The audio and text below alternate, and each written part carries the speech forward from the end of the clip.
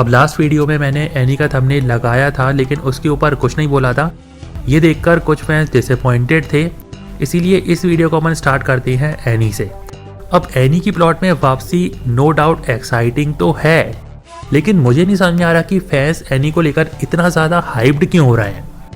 अब माना कि एनी का कैरेक्टर डिज़ाइन काफ़ी अट्रैक्टिव है, हॉट भी दिखती है और इसी कारण से सिंपिंग होती है, लेकिन वो कोई ऐसी कैरेक्टर नहीं है जो कि बहुत बड़े प्लॉट ट्विस्ट को अंजाम दे दे या फिर किसी ऐसे प्लान के साथ आए जिससे कि एरिन को रोका जा सके। अब ऐसा तो बस एक ही मास्टरमाइंड कैरेक्टर है जो कि इस नो विन सिचुएशन से भी कमबैक करवा सकता है, लेकिन अनफॉर्चुनेटली वो इस समय एरिन की टाइटन बॉडी में फंसा हुआ है।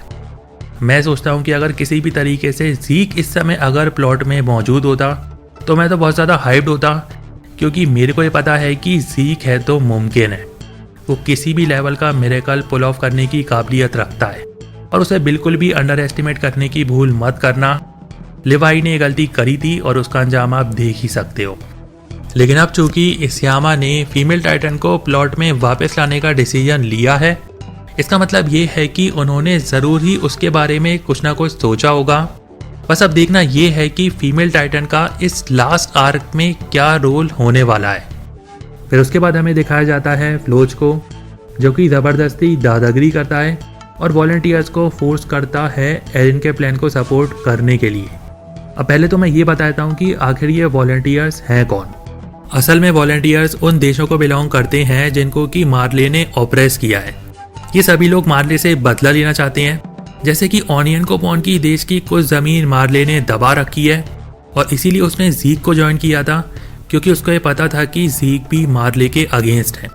लेकिन किसने सोचा था कि इतना बड़ा टर्न ऑफ इवेंट होगा जिसमें कि एरिन रम्बलिंग करवा के इनके देशों को भी टारगेट करेगा, और कितना ज़्यादा हार्ट ब्रेकिंग होगा इन लोगों के लिए ये जानना कि ये अपने देश के आखिरी सर्वाइवर्स हैं। अब मेरे को तो फ्लोच के एक्शंस काफ़ी ज़्यादा अननेसेसरी लगे, क्योंकि मुझे ऐसा लगता ही नहीं है कि वॉलंटियर्स पैराडाइज आइलैंड के लिए किसी भी तरीके का खतरा साबित हो सकते हैं। ज़्यादा से ज़्यादा इनके हथियार सीज करवा के इन्हें बंदी बना लेना चाहिए, और जब सब कुछ ख़त्म हो जाए उसके बाद अगर ये लोग आज़ाद भी हो जाते हैं तो भी फाइनली इन्हें पैराडाइज आइलैंड के साथ कॉम्प्रोमाइज़ करना ही पड़ेगा, क्योंकि पूरी दुनिया में और कहीं पे भी इंसानियत नहीं बचेगी और अल्टीमेटली रहना पड़ेगा इस आइलैंड पे ही। ठीक उसी तरीके से मेरे को अरमिन के एक्शंस भी काफ़ी ज़्यादा अननेसेसरी लगे, क्योंकि उसकी जगह अगर कोई और व्यक्ति होता तो उसे इस बात से ज़्यादा फर्क नहीं पड़ता अगर कोनी फाल्को को सेक्रीफाइस करके मार्ले से दुश्मनी ले तो, क्योंकि रम्बलिंग के बाद मार्ले का तो नाम और निशान ख़त्म हो ही जाएगा।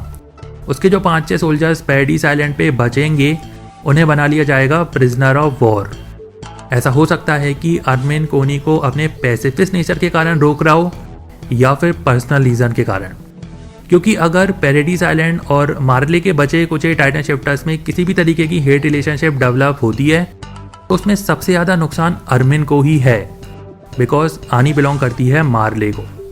वहीं दूसरी तरफ कोनी ने जो कुछ भी एक्शन लिया है वो काफ़ी ज़्यादा पर्सनल तो है ही, लेकिन साथ में रियलिस्टिक भी है। कोई दूसरा पर्सन होता तो वो भी वही करता जो कोनी कर रहा है, और फाल्को का कोनी के प्रति ग्रेटिट्यूड दिखाना उतना ही इमोशनल है जितना कि कोनी का लास्ट एपिसोड में ये बताना कि वो इतने सालों से अपनी टाइटन माँ की सेवा कर रहा था। इस्यामा ने जो साइड स्टोरी डेवलप करी है ये काफ़ी ज़्यादा इंटरेस्टिंग है, बस देखना ये है कि इसका मेन प्लॉट के साथ कुछ कनेक्शन निकल के आता है या फिर नहीं। फिर हम आते हैं एपिसोड के सबसे लास्ट में, जो कि सभी एनीमे फैंस के लिए सबसे बढ़िया मोमेंट होगा, क्योंकि हमें पता चल चुका है कि लिवाई और हांजी जिंदा हैं। अब हांजी के इतने ज़्यादा चिल और कैजुअल नेचर से मेरे को बहुत डर लगता है, क्योंकि उसे किसी से डर नहीं लगता। ना वो टाइटन से डरती है, दुश्मनों से ऐसे मिलती है जैसे कि वो पुराने दोस्त हों। भाई ऐसे कौन दुश्मनों से मिलता है, बाल बाल बच गई वरना निपटा दिया होता कार टाइटन ने। हैरानी की बात तो ये है कि हांजी इतने ज़्यादा नियर डेथ एक्सपीरियंसेस के बाद भी नहीं सुधरती है और अगली बार भी उतना ही कैजुअली एक्ट करती है, और यही बात हांजी के कैरेक्टर को यूनिक बनाती है। खैर ज़रा ये सोचो कि ऐसी क्या चुल मची होगी हांजी में जिसके कारण उसे अपने दुश्मनों से बात करनी पड़ रही है। डिस्कस करेंगे अगले एपिसोड के डिस्कशन वीडियो में।